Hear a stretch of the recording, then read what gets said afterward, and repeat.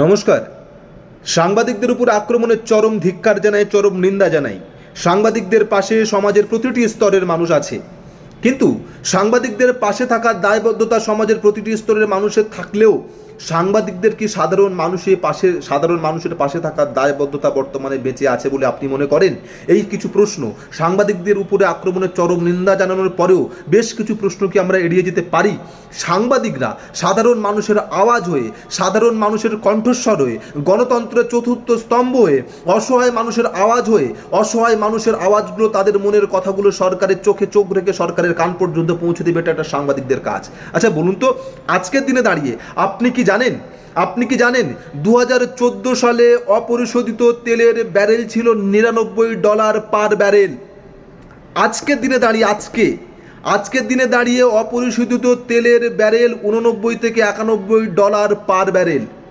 কোন সংবাদ মাধ্যম, কোন সাংবাদিককে আপনি দেখেছেন এই কথাটা সরকারের চোখে চোখ রেখে প্রশ্ন করছে যে 2014 সালে যদি অপরিশোধিত তেলের দাম বেশি থাকে, আজকের দিনে দাঁড়িয়ে যদি অপরিশোধিত তেলের দাম পার ব্যারেল কম থাকে, তাহলে কেন আমরা পেট্রোল ডিজেল বেশি দামে কিনবো? সরকারের চোখে চোখ রেখে কোন সংবাদ মাধ্যম, কোন চ্যানেল এই প্রশ্নটা বারবার ছুঁড়ে দিয়েছে? আপনি বলুন।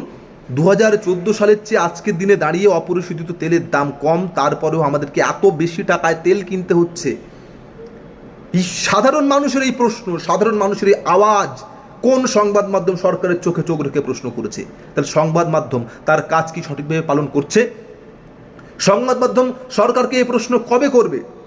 আমরা সারদার চিট ফান্ডের তদন্ত চাই, যে চিট ফান্ডের কারণে হাজার হাজার অসহায় মানুষ মারা গেছে, কারোর সংসার ধ্বংস হয়ে গেছে। আমরা সেই চিট ফান্ডের তদন্ত চাই। সেই ফাইল কবে খুলবে? সংবাদ মাধ্যম এই প্রশ্ন কবে করবে?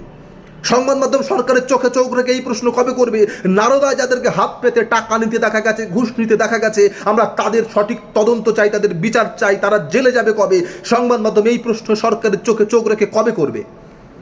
সংবাদ মাধ্যম এই প্রশ্ন সরকারের চোখে চোখ রেখে কবে করবে? চন্দ্রনাথ রথ, যে চন্দ্রনাথ রথ একটা ফুটফুটে ছেলে, যাকে রাস্তার উপরে গুলি করে মারা হলো, খুন করা হলো, সেই চন্দ্রনাথ রথের বিচার কবে হবে?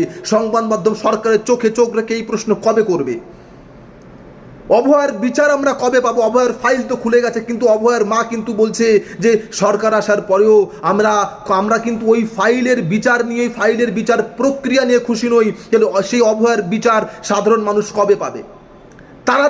তারাতলায় যে বিল্ডিং ভেঙে গেল, যে বিল্ডিং খসে পড়লো, যার জন্য এতগুলো প্রাণ গেল, সংবাদ মাধ্যম সরকারের চোখে চোখ রেখে কবে প্রশ্ন করবে যে তারাতলায় যে বিল্ডিংটা ভেঙে গেল, সেই সময়কার যে মেয়র ছিল, সেই সময়কার যে পুরপিতা ছিল, সেই পুরপিতা কবে গ্রেপ্তার হবে? তাকে কবে আইনের আওতায় এনে শাস্তি দেওয়া হবে?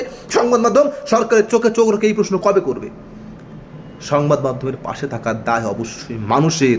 সংবাদ মাধ্যমের উপরে আক্রমণের চরম নিন্দা জানাই, কিন্তু তারপরেও সংবাদ মাধ্যম কি এই প্রশ্নগুলো এড়িয়ে যেতে পারে? সংবাদ মাধ্যম সরকারের চোখে চোখ রেখে এই প্রশ্ন কবে করবে? রাম মন্দিরের টাকা চুরি হলো কেন? সংবাদ মাধ্যমে সরকারের চোখে চোখ রেখে এই প্রশ্ন কবে করবে? প্রধানমন্ত্রী যাদেরকে চোর বলল, প্রধানমন্ত্রী যাদেরকে বলল এরা সাধারণ মানুষের টাকা নিয়েছে, তাদেরকে প্রধানমন্ত্রী নেতা বানিয়েছে কেন? সরকারের চোখে চোখ রেখে সংবাদ মাধ্যম এই প্রশ্নগুলো কবে করবে? চন্দ্রনাথ রথের খুনের বিচার কবে হবে? সারদার তদন্ত কবে হবে? নারদার তদন্ত কবে হবে? সরকারের চোখে চোখ রেখে এই প্রশ্নগুলো করা সাংবাদিকদের কাজ নয়। আজকের দিনে দাঁড়িয়ে 2014 সালের তুলনায় যেখানে আজকে তেলের দাম কম, তারপরেও আমাদেরকে কেন বেশি টাকা তেল কিনতে হচ্ছে? সরকারের চোখে চোখ রেখে এই প্রশ্নগুলো কবে করবে সাংবাদিকরা? সাংবাদিকদের উপর আক্রমণের আবার একবার চরম ধিক্কার জানিয়ে সাংবাদিকদেরকে এই প্রশ্নগুলো স্মরণ করিয়ে দিতে চাই।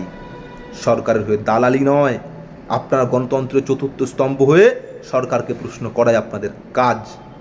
তাই আবারও একবার সাংবাদিকদের উপর আক্রমণের চরম ধিক্কার জানিয়ে সাংবাদিকদেরকে এই কথাগুলো স্মরণ করিয়ে দিয়ে যাওয়ার প্রয়োজন বোধ করলাম।